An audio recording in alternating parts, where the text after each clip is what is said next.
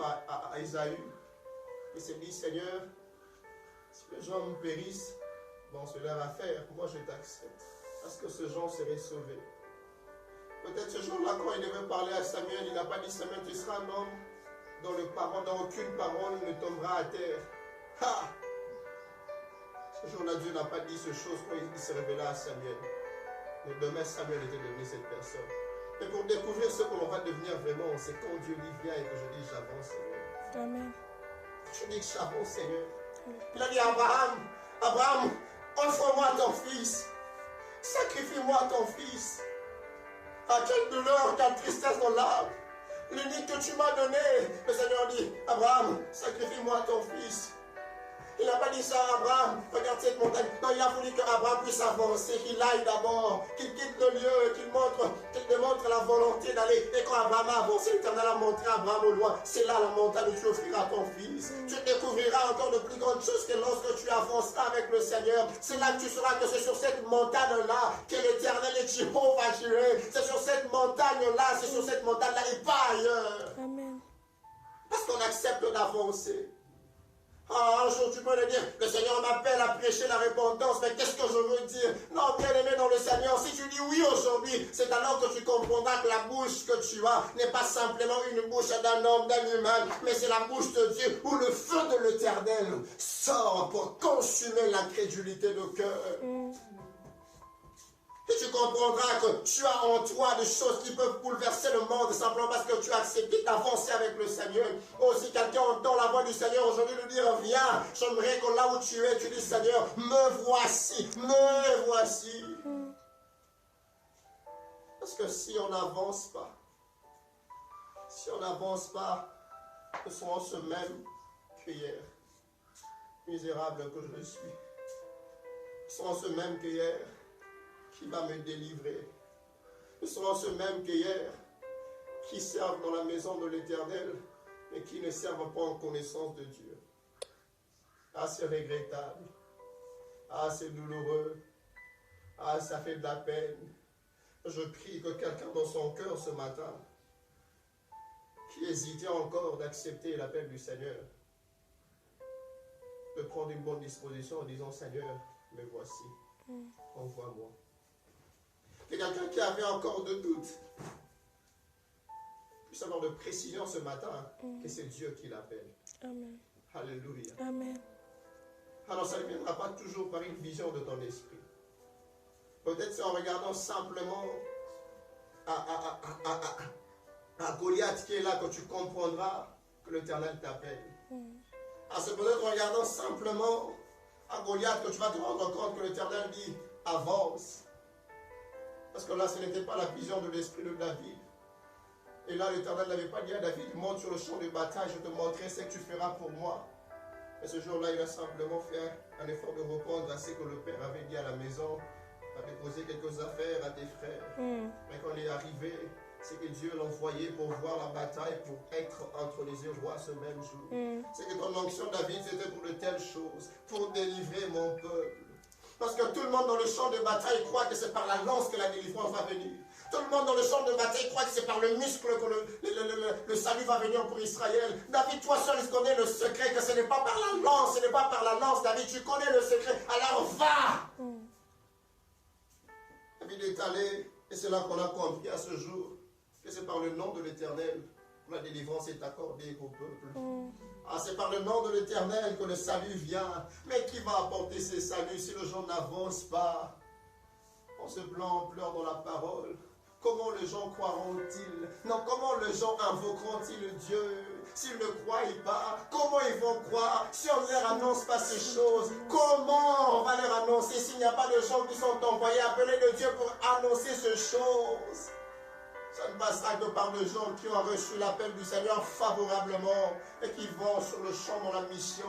Des gens qui n'attendent pas, mais des gens qui se disent « Je vais aller. » Oh, comme c'est cette femme d'Esther. Malgré la loi, j'avancerai, j'entrerai à la maison du roi. C'est que Seigneur, je ne connais pas de précision de ces choses. C'est que Seigneur, je ne comprends pas, ça va aller d'où, jusqu'où. Mais ce que je te dis ce matin, Seigneur, je veux avancer avec toi. Amen. Je veux réellement aller en plein eau. Je vais réellement aller en plein eau avec toi, Seigneur, parce que tu m'attends. Parce que tu m'attends. Parce que tu m'attends. Les hommes sont en train de périr. Est-ce que quelqu'un peut manquer à faire en ce temps de la fin? Pendant que l'humanité est en train de périr, je ne crois pas qu'un seul enfant de Dieu manque de travail à faire. Nous avons tous à travailler en ce temps. Nous avons tous à faire de notre mieux que nos âmes soient gagnées à Christ. Non, il y a peut-être une personne près de la mort qui n'attend qu'un message. Je lis un livre, on disait, il y avait un grand mineur qui a un temps, il voulait mourir. On a simplement lu au devant de lui ce passage de Jean 3,16. Il dit, est-ce que c'est pour moi aussi ce verset? On dit, c'est pour toi. Il a dit, je suis devenu enfant de Dieu. Il n'a pas cru parce qu'on a longtemps fait je ne sais quoi, parce qu'on a pris le temps simplement de lire la Bible devant de cet homme. Est-ce qu'en ce temps, quelqu'un peut manquer quelque chose à faire? Je ne crois pas.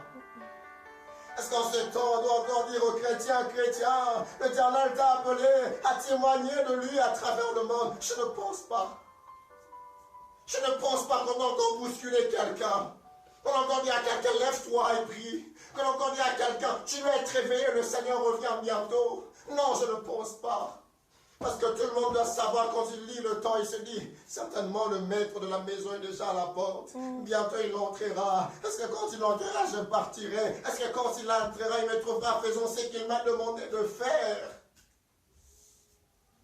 Il nous a laissés tous, chacun selon sa capacité, mais avec quelque chose. Il nous a pris tous. Nous n'avons pas, nous tous, le même niveau, par exemple, pour essayer de convaincre quelqu'un. Mais nous avons tous quelque chose qui peut faire que quelqu'un puisse être convaincu. C'est que moi, je peux convaincre par la parole, mais toi, tu peux simplement convaincre par ta manière d'appliquer ces choses que nous enseignons. C'est que toi, tu peux peut-être appliquer par ta gentillesse que Dieu a mis en abondance en toi. Mais seulement quand Dieu dit, viens, qu'est-ce que tu fais, bien-aimé dans le Seigneur? N'attriste pas ton Dieu, n'attriste pas le roi de rois. Lève-toi, prends tes armes, avance. Avance. Ce n'est pas en tenant ton arme que tu es un homme de guerre, non. C'est en prenant ton arme et aller dans le champ de bataille.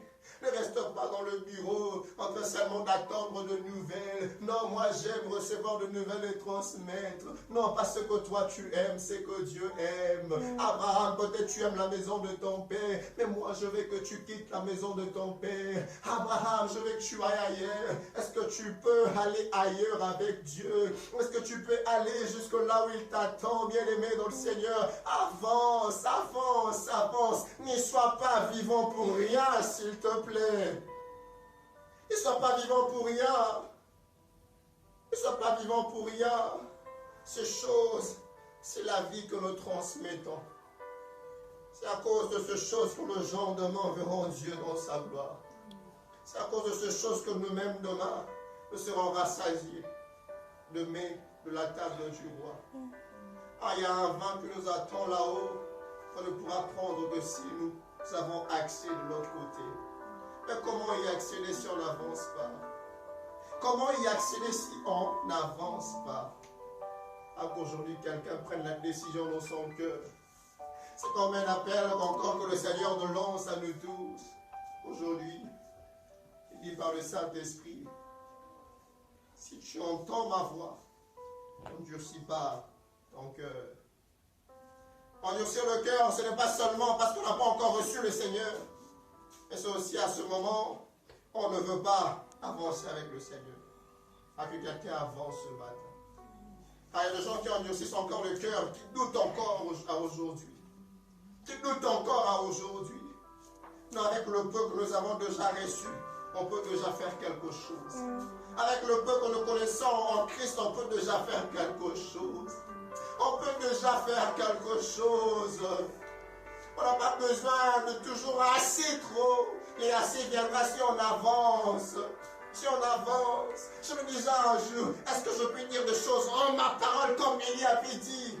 Oh, quelque part, mon humanité me disait, il faut encore gêner beaucoup plus, il faut encore prier assez. Je me suis rendu compte qu'Élie n'avait pas fait ça après 40 jours. C'était avant 40 jours qu'il avait fait ces choses. C'était avant 40 jours. Mais ce n'est pas ça la question. La question, c'est que est-ce que je suis prêt à avancer avec le Seigneur?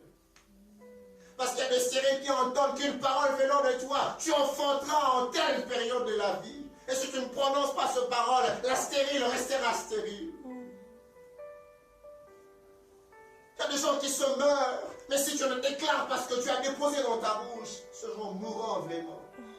Est-ce que quelqu'un peut laisser sa bouche être utilisée par Dieu? Est-ce que quelqu'un peut prendre ses doigts et faire de ça quelque chose d'essentiel pour son Dieu? Est-ce que quelqu'un peut prendre sa belle voix pour faire de ça quelque chose d'essentiel pour Dieu? Dans un des livres que j'ai écrit, mais pas encore publié, j'ai dit une chose quelque part, c'est que tout ce que nous sommes, nous devons penser à une chose, c'est pour le maître que nous sommes, c'est que nous sommes. Je suis beau, c'est pour le maître que je suis beau. Je suis éloquent, c'est pour le maître que je suis éloquent. Je suis intelligent, c'est pour le maître que je suis intelligent. C'est qu'à un moment donné, je dois comprendre que Dieu m'appelle et je dis, Seigneur, me voici, envoie-moi, Seigneur. Ce n'est pas où tu vas m'envoyer, non, envoie-moi, Seigneur. Seigneur, est-ce que j'amoustique? Non, Seigneur, ce n'est pas ça le problème. Bien aimé, envoie-moi, c'est ça ce qu'il faut faire. Oh, je ne sais pas où je vais. Je ne sais pas qu'est-ce que ça va m'écouter sur mon chemin. Mais parce que je dois arriver jusqu'au bout, je me décide d'avancer. Je me décide d'avancer. Je peux perdre mes biens en chemin. Mais tant qu'il faudra que je passe que par ce même chemin, je vais avancer. Je passerai, Seigneur, avec toi. Et je vais arriver. Amen. Je vais y arriver. Ah, peut-être si on avait dit au disciple, il y aurait la tempête au milieu du fleuve, il ne serait pas allé. Non, au milieu de la mer, il y aura de la tempête. Oh Seigneur, toi, enfin, nous t'attendons ici du reste, c'est seulement pour le fou des Gadara. Fais vite et reviens-nous. Ce n'est pas ça. Seigneur, tu as prévu de tempête dans cette marche. Alors aujourd'hui, je te dis, allons quand même ensemble. Si je serais noyé, que je sois noyé avec toi. Du reste, je sais que je ne serai pas seul. Même dans mon tombeau, je descendrai avec Christ. Et si Christ descendant est remonté, je remonterai avec le Christ. Amen. Oh bien-aimé, avance, avance.